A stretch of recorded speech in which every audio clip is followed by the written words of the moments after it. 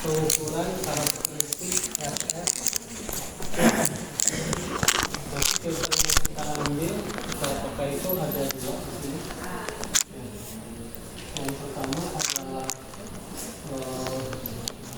LPS, low pass filter. Yang kedua itu adalah tuning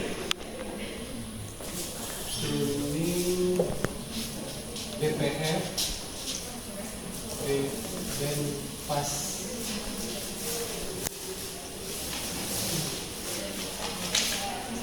Band pass kapisi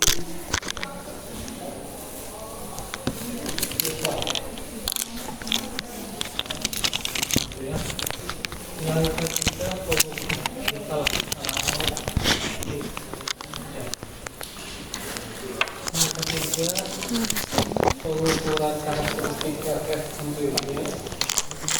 Amplifier tapi tinggi. Frekuensinya harusnya yang sudah dipakai itu ya misalkan untuk wifi lah 2,4 ya, 2,4 giga. Tapi karena alat ukurnya belum mendukung, saya ambil amplifiernya itu dari 10 mega sampai 1 giga. Nah, jadi frekuensi tingginya baru sampai 1 giga. Keempat, pengukuran noise figure dengan metode Y faktor dan metode G. Ada 4. Dari 4 praktikum itu nanti akan kita uji lagi di ini hasilnya seperti yang kemarin. Walaupun dari hasil uji yang kemarin hanya 50% yang bisa, nanti yang lainnya sebenarnya nggak lulus, gitu ya. Ada yang parah sekali, misalkan masang konektornya nggak bisa, masang gitu ya. Directional coupler gimana nih masangnya? Kebalik-baliknya juga nggak tahu deh. Setup mengubah dari time base ke frekuensi base atau ke spektrum nggak bisa juga. Yang lebih parahnya lagi konektornya aja dia nggak hafal konektor apa yang dipakai. 4. Yang tentu pengukurannya lebih susah, menggunakan alat yang lebih banyak. Tetapi saya tidak ingin mahasiswa itu menjajal alat barang pencet aja. Karena alat itu spek setiap alat itu pasti ada. Setiap modul praktikum itu ada. Misalkan amplifier di sana udah tertulis. Saya bisa bekerja kalau dikasih catu daya 24 volt. Saya tidak bisa dikasih input lebih besar dari 10 dBm. Nah itu udah ketentuan dia. Jangankan itu, alat-alat yang seperti ini pun tertulis kok. Ini aja saya ambil, semua alat itu ada. Input saya 120 sampai 240 volt AC supaya ada manfaatnya. Kalau hanya duduk di sini capek, sudah panas lagi, ya pakai jas lab lagi, panasnya double, siksaannya double, tapi nilainya nggak ada, rugi. Baik, saya akan mulai di sini. Jadi dari 4 ini, yang ini nanti di luar banyaknya, ya. Pola radiasi, jadi bagaimana radiasi gelombang elektromagnetik di suatu titik yang berjarak X dari pemancarnya. Tentunya di rumah aja kalau kita coba antena itu kita pindah-pindah ya, kadang-kadang no sinyal gitu, dapat gitu ya. Nah itulah kira-kira pola radiasi di tempat di situ titik itu. Nah, itu kita cari. Ya kalau dulu itu yang orari mencari pemancar gelap itu gitu mereka bawa. Nah ini juga kita membawa alat dan membawa antena. Nanti di suatu titik kalian ambil, kalian putar mulai dari 0 derajat sampai 360 derajat sesuai step. Data-datanya dimasukkan ke tabel, hasil tabel dipindahkan ke dalam bentuk gambar pola radiasi. Nah, seperti ini nanti gambar pola radiasi.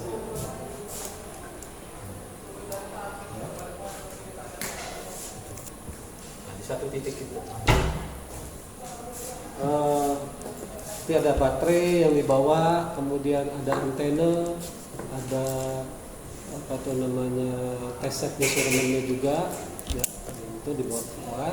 Kita pancar dari sini, dari tower kita yang di sini, pancar sinyalnya, kemudian ditangkap di luar. Itu yang berputar per derajat.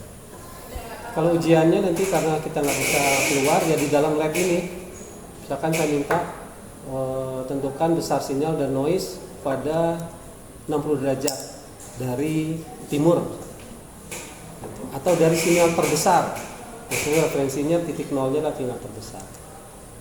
Nanti akan lebih didalami oleh Bu Ani nanti. Kemudian pengukuran karakteristik RF filter yang kita ukur. Ini supaya ini nggak terhapus, saya hapus di sebelah sini aja. RF berarti kita sudah nggak masuk ke yang lain lagi, kita sudah kunci di sini radio frekuensi. Kalian harus tahu yang jadi radio frekuensi itu seperti apa. Jadi bukan filter yang kayak di depan gua yang di bawah di LK, misalkan ini itu kasih sinyal generator kayak gitu. Bukan filter yang kayak gini. Nah, yang kita gunakan itu LPF, low pass filter, dan tuning band pass cavity filter. Cavity itu filter yang dibuat dari selubung atau kotak berongga gitu. Nah, kemudian saya pasang tuning-tuningnya di sini sehingga saya bisa putar. Setiap kali saya putar itu ini akan masuk ke dalam gitu ya, sehingga jarak dari A ke B ini akan membentuk nilai tertentu, yaitu dua plat sejajar yang bermuatan listrik, ini dasarnya, yang bermuatan listrik AC ya, akan mempunyai efek kapasitif. Jadi di sini akan timbul kapasitor. Kalau kapasitor, nanti di situ jarak ini pada jarak tertentu akan menyebabkan C yang berbeda, karena C sama dengan epsilon 0, epsilon L, A per D. A itu adalah luas penampang kita, D itu jarak kita. Maksudnya ini adalah permutivitasnya. Kita dapat C. Kemudian teori yang kedua, di cavity filter itu lebih dalamnya nanti di teori ya. Setelah sini saya hanya di pengukurannya aja. Nah, yang kedua adalah bahwa sebuah konduktor yang dialiri oleh arus listrik, konduktor itu bisa apa saja, bisa tembaga, bisa jalur PCB, bisa kawat, dia akan mempunyai nilai induktif. Ini akan berubah menjadi L. Sehingga kombinasi L dan C di sini akan membentuk suatu nilai frekuensi F sama dengan 1 per 24 LC. Nah, kalau kita mainkan salah satu variabel di situ, maka kita akan mendapatkan respon. Kebetulan di sini adalah untuk filter, berarti respon filter. Itu yang logikanya ya. Paham ya? Ini ditanyakan. Ada respon berbentuk filter. Sekarang ditambah karakteristik. Nanti saya ingin melihat karakter filter saya itu seperti apa. Contoh nih, saya ambil kabel, kalau saya ukur di sana, saya masukkan frekuensi 100 MHz, saya masukin 0 dBm gitu ya inputnya. Saya lihat kurvanya lurus. Saya naikin frekuensinya, kurvanya turun. Makin naik lagi dia, berubah-ubah. Nah, itu namanya saya bisa mendapatkan karakter dari. Nah, kalau karakter dari filter yang akan kita lihat, karakternya itu adalah satu, insertion loss, dua, faktor ripple, tiga, frekuensi cut off, empat, bandwidth, 5 T faktor. Jadi ada 5 yang akan kita ya. Kita batasi di situ karena pasti banyak yang lainnya ya. Impedansinya kita nggak lihat. Jadi di impedasi pelajaran impedansi lagi. Idealnya seperti apa? Coba kita. Tentunya kita ngamatinya terhadap frekuensi. Ini adalah amplituda. Amplituda boleh divisualkan dalam bentuk daya. Daya di sini karena kita pakai spektrum, berarti bisa juga dayanya itu kita baca dalam dBm, bisa juga dalam watt per miliwatt, bebas, ya, semuanya bisa dikonvert. Idealnya sih kalau low pass filter, dia harusnya ngerespon melewatkan semua frekuensi yang rendah sampai di suatu saat di frekuensi tinggi dia cut off kan. Nah, ini kita sebut dengan frekuensi cut off ya. Ada orang yang menyebutnya ini frekuensi 3 dB. 3 dB. Ada lagi yang menyebutnya ini adalah frekuensi setengah daya.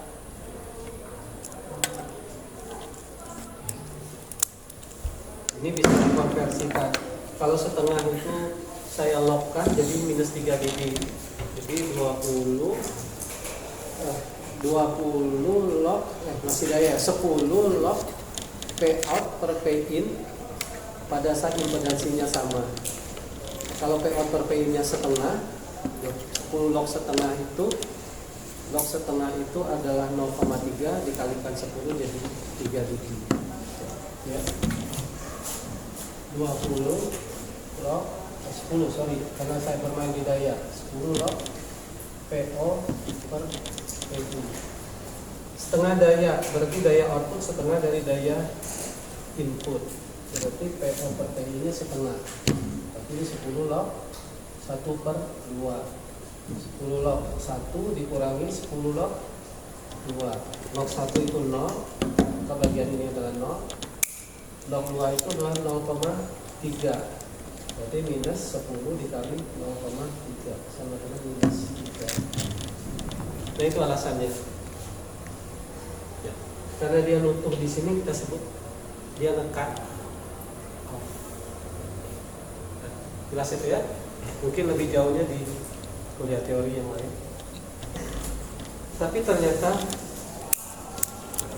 jangankan alat, manusia aja nggak ada yang dia kan ya. Gitu. Nggak ada manusia. Iya.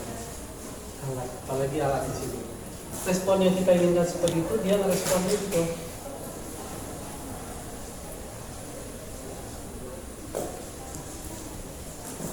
Nah, misalkan seperti itu, baru kita berpikir ini barang jadinya seperti ini, saya harus terima dan saya harus umumkan dalam bentuk, kalau saya sidang saya harus tempelkan bahwa filter saya ini lossnya atau insertion lossnya sekian dB, ripple-nya yang kerutan tadi kita sebut ripple sekian ya, bandwidth-nya sekian, shift faktornya sekian, kita tulis di situ. Nah kalau kalian prototipe alatnya sudah seperti itu, enak sekali nyidang ya, tinggal lihat oh ini karakteristiknya ya, kemudian mana coba ukur benar ya udah. Tapi kalau kalian muter kemana-mana ini ya nggak bisa juga. Pertanyaan itu banyak biasanya kalau kita jadi muter kemana-mana. Nah, saya mengukur insertion loss. Loss itu berarti terhadap satu referensi. Misalkan referensinya adalah 0 dBm. Ya. Yang pertama kali saya cari sebelum saya mencari berapa knowledge ya, berapa insertion lossnya, saya cari ripple dulu. Ripple itu kerutan ini. Paling gampang nyarinya adalah cari yang paling tinggi, datang ini dan cari yang paling rendah. Ini sama ini misalkan paling rendah. Ripple itu adalah jarak kedua tadi. Kalau gelombang laut itu misalkan gelombang laut 2 meter kan berarti naik-naiknya itu 2 gitu ya. Nah ini juga sama ripple itu. Ayunannya tadi berapa? Bisa kira-kira ukur ripple? Responnya seperti itu. Kasus yang kedua kemungkinan responnya adalah di sumbu F, saya ambil sama.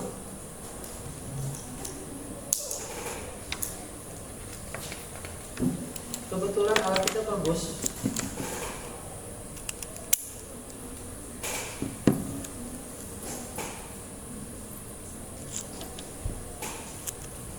Nah, gitu ya. Berarti ripple-nya kecil. Kalau nggak kebaca ya dianggap ripple-nya 0. Ini referensinya di sini 0 dB.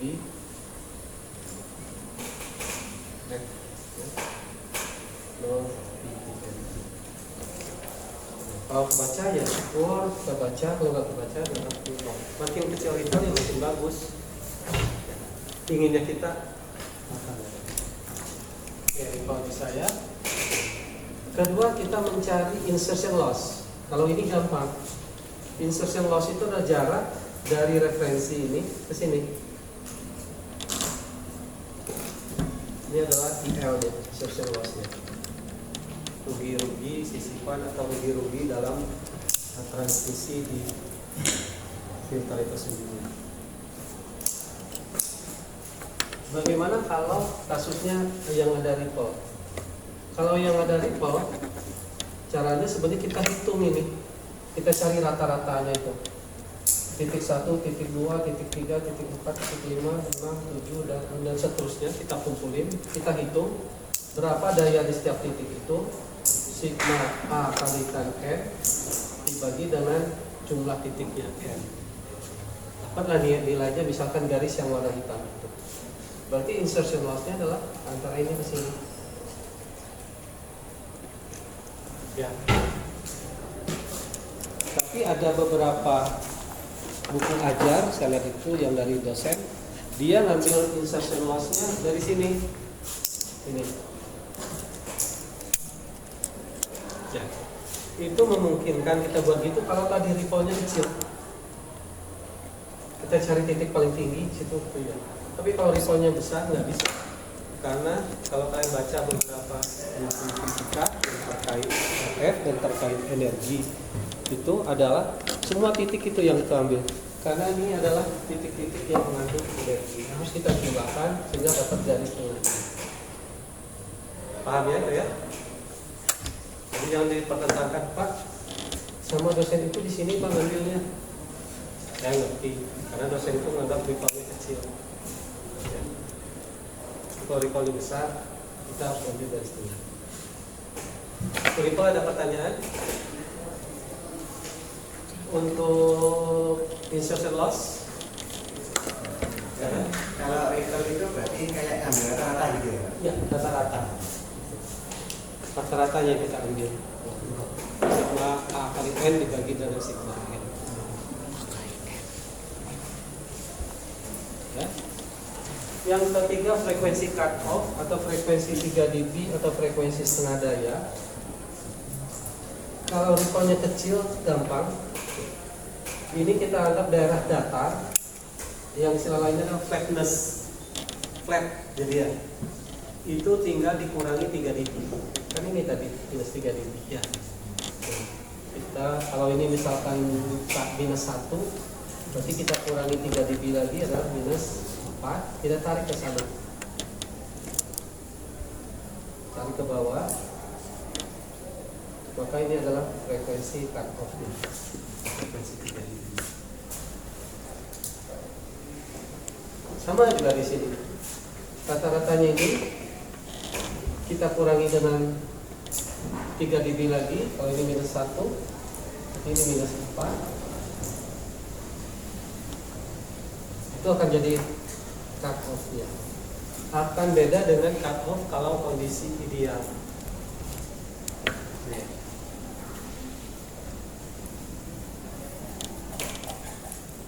Nah, karena ini bersifat redaman, ada di beberapa buku kalau dibaca itu disebutnya frekuensi redaman kecil. Macam-macam lah, karena sekarang itu ada mahasiswa juga ngelihat tulisan anak SMK bagus pada laporan untuk anak SMK gitu ya tentang filter, dia ambil gitu ya. Di sana nggak ada istilah cut off segala macam gitu ya. Yang ada itu frekuensi potong, ya, redaman kecil, redaman besar, jadi udah bahasa Indonesia semua. Ya, nggak ada cut off, frekuensi potong. Jelas itu ya, redaman dulu. Jadi turun 3 dB.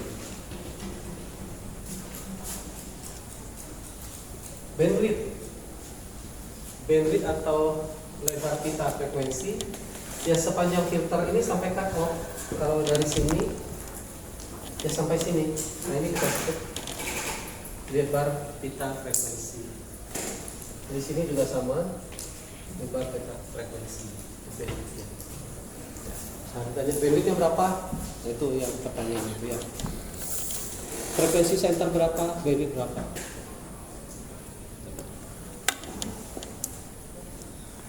Ini satu yang mudah. Yang kelima dan terakhir faktor bentuk atau shape faktor. Jadi hasilnya tadi idealnya hitam, kenyataannya merah, tapi bisa juga hasil itu kan begitu. Makanya atau gini, berarti bentuknya beda-beda. Nah, berarti ada yang didefinisikan faktor bentuk. Nah, itu sudah baku definisi. Karena kita lahirnya kemudian, ya kita bisa lagi berubah definisi orang tersebut. Cara mendapatkan faktor bentuk dari yang tengah ini, bukan dari referensi ya, dari yang tengah itu saya turunkan sebanyak 60 dB. Ini 60 dB, misalkan di titik itu saya tarik ke kanan, saya dapatkan ini saya dapat adalah bandwidth 60 dB. Ini bandwidth 3 dB. Shape faktor rumusnya adalah SF sama dengan bandwidth 60 dB dibagi dengan bandwidth 3 dB. Gitu.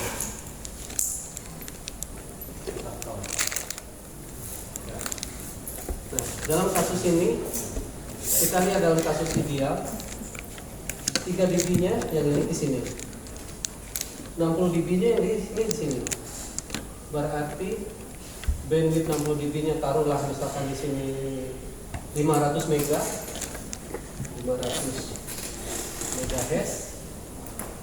dibagi dengan 500 MHz juga kan, yang ideal ini panggil 500 MHz. Berarti faktornya adalah 1. Nah, itu ideal.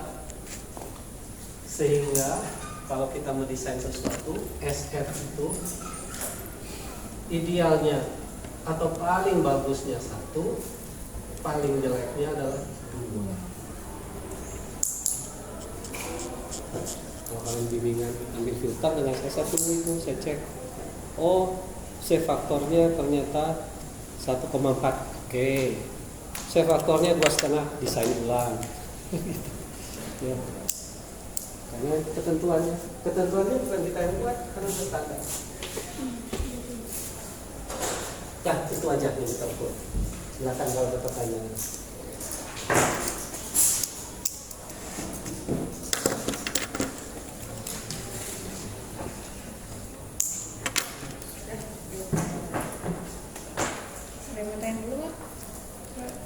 Filter, nanti nggak boleh nanya loh.